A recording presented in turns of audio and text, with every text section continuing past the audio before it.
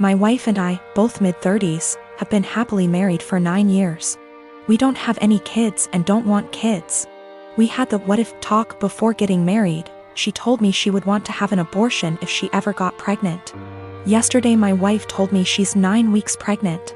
She's on the pill, but accidents happen. She said she wants to carry to term and give the baby up for adoption. Naturally, I was surprised by the news and her change of mind. I asked her if she considered getting an abortion. She said she had, but she doesn't want to because she feels a bond to the fetus. She told me she has been researching adoption and learned that the local adoption agencies only accept birth mothers who are okay with having an open adoption. I told her I wasn't really comfortable with this and asked her if she would have an abortion. She started crying and spent the night at her sister's place. She won't answer my phone calls. I'm uncomfortable with this for a few reasons. I was adopted at birth and my adoptive parents weren't the best. I know this isn't the case for everyone who was adopted, but I can't help but have a negative view about it. A few years ago I tried to find my biological parents to learn my medical history, but I couldn't. I was sore about it for a little while, but it doesn't bother me anymore. My wife is aware of these points. I just don't want to pass on my genes because they're essentially a mystery to me. I also don't like kids. My wife said she actually would prefer to keep the baby, but she knows I wouldn't want to. So she said having an open adoption sounded like a reasonable compromise. I understand why she thinks that, but I still don't want to have any biological children, regardless of how much / little I would be involved in raising him or her. My wife takes birth control for reasons other than contraception. If she ever wanted to stop taking it, I would support her 100%. I realize that I'm an idiot for not getting a vasectomy a long time ago though. It honestly never occurred to me until now. I think because my wife has always been on birth control and said she would have an abortion. I see now that it was irresponsible of me to not get one regardless. I'm going to get snipped. She and I talked, it was emotional for both of us, but no voices were raised. I apologized for putting her in this position by being an idiot and not getting a vasectomy earlier. I also apologized if she felt like I was pressuring her when I asked her to have an abortion. I didn't mean to pressure her, but I know words aren't always received as we intended. She said she felt pressured a little, but forgave me because she knows I was totally caught off guard. She apologized for having a change of heart regarding abortion. She said she was really surprised by her own feelings and hopes I don't feel like she tricked me. I don't. We mutually agreed that it would be good to spend one more night apart to really think. We've always have a strong marriage, and we're both committed to working through this, whatever that may look like. I am a 25 years old female, my girlfriend, Molly, female 27 years old. For the last 6 months started with a joke that I've already made clear that I don't like. It consists of her saying no quickly to anything I ask. I know it sounds silly, but I ask her to get a glass of water for me. She says no, and after 1 minute, I'm almost getting up. She says she's joking and gets some water. I ask her to wash the dishes. She says no. I say I love you. She says no. I ask her to take her clothes. She says no. Everything is joking, and after 30s / 1 minute, she does it, but she is addicted to doing it. I've already made it clear several times that I don't like it, even more so in I love you. She's the only person I can say that. So it's special to me. And there are things that are serious and I need her to answer seriously. And if she says no to everything jokingly, I can't tell when she's saying a real no. It's already happened. I keep saying this is boring and I don't like it. She stops doing it and goes back to doing it after a week. After a brief discussion because she played this prank in front of our friends, me asking, "Love, can you get me some medicine?" And she with no kidding, she stopped doing it for 1 month. Yesterday, we welcomed my parents, in-laws, and our 2 best friends to our house. Everyone knew that I was going to propose to her and I called them, because we always plan this proposal with our loved ones attending, participating in this special day. I asked her to marry me and she said a quick no, and I was so grumpy / panic / upset. Everyone looking in shock, for 30s for her to laugh and say she was joking, finally saying yes. I was so embarrassed and disappointed. I put the ring box back in and said I'd take it out to cool off. I didn't even let her say anything. She kept texting me, no answering calls, saying it was just a joke and that I knew she always did that.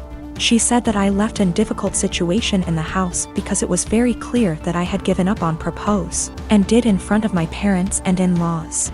She stressed that I was making the situation uncomfortable because of a silly joke. Well, I slept in a hotel and I'm still in it. My parents supported me, but my in-laws calling me for giving up on proposing, disproportionately humiliating their daughter. I just really think there's time for jokes, and that moment wasn't clearly. She knew I didn't like it and decided to do it anyway. My partner has been through a lot. We had been dating for 2 years and planning a life together when she was diagnosed with cancer.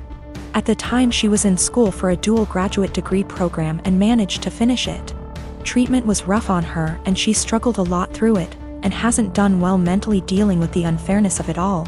How different her body is after surgeries, and the fear of it coming back. All perfectly understandable, and I've been as supportive as I can throughout it all. Now, all that said, she went into the graduate programs after we started dating, and one of the degrees was at a very expensive school for something that was only related and not required for the work she planned on doing, which would never pay very well. I questioned her about it gently at the time, but she was adamant about getting the expensive degree. It was her life. And we agreed it would be fine, because we could utilize public service loan forgiveness to pay off her debt that would total $100K. This was before cancer. I earn a considerable amount more than her. When we started dating I made 4x, and even with her degrees I make 3x what she does. I've always been happy to spend money on her. And after having moved in together over a year ago and proposing shortly after, I really went into the mindset of it being our money. When we moved in she was finishing her degrees and I covered 100% of our bills, including some tuition costs for an extra semester since she was slightly delayed by her treatment. This was totally fine because school was her job and she'd be able to contribute when she graduated, and even though I make much more, if we are both working full-time jobs it felt fair. Now that she has graduated and started working, she is miserable at her job mostly because she is incredibly anxious that she isn't doing it well, and doesn't feel like her school prepared her. She was already prone towards anxiety and depression, she takes medicine for it. But mentally she is in a very bad spot because of all this. On top of that she feels like she doesn't doing enough for her health, mostly exercise, to keep her healthy to reduce the cancer from coming back, but she says she is too tired after work to do much else than occasionally go on a walk. Recently she got the idea in her head to start working half weeks to give her more time to exercise and stress her out about work less. She says not knowing for sure how long she'll live has changed her priorities about working. Before all this she was a pretty driven type of personality, working multiple jobs. But working part-time doesn't meet the requirements for public service loan forgiveness. We've talked about it extensively and she feels it is important for her to work part-time. But I am not very comfortable with the idea for many reasons. I get where she is coming from in her needs, but feel like she is looking for a quick fix to her problems. That puts us in a pretty big hole financially because she is so miserable instead of fully dealing with her problems.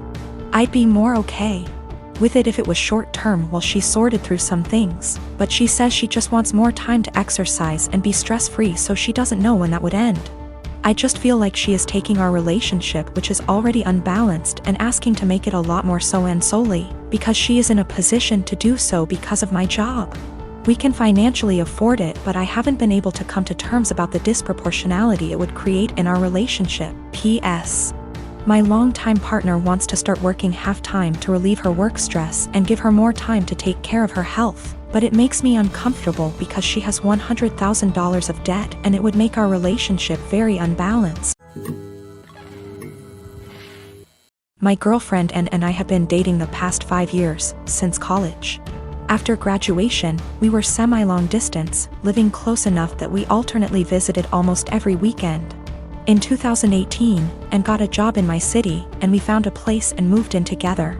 Now's a good time to mention the security cameras in our house. Break-ins are unfortunately common where we live. We thus got some motion-activated cameras, one of which has a view of our kitchen, to monitor the back door. The cameras only record when there's motion so they can retain footage for a very long time. And of course knows this.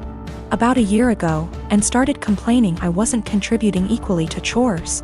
I've been obsessive about chores my whole life. Growing up, not doing the dishes meant no video games for a week. When I lived with roommates, I was always the chore Nazi, making damn sure we all stuck to our chore wheel. And is just as fastidious about chores, so we just naturally alternated who did what. I'd just been brushing her remarks off, but over the last few months they've become much more aggressive. E.g. I was vacuuming and said, "Look at you finally cleaning up around here."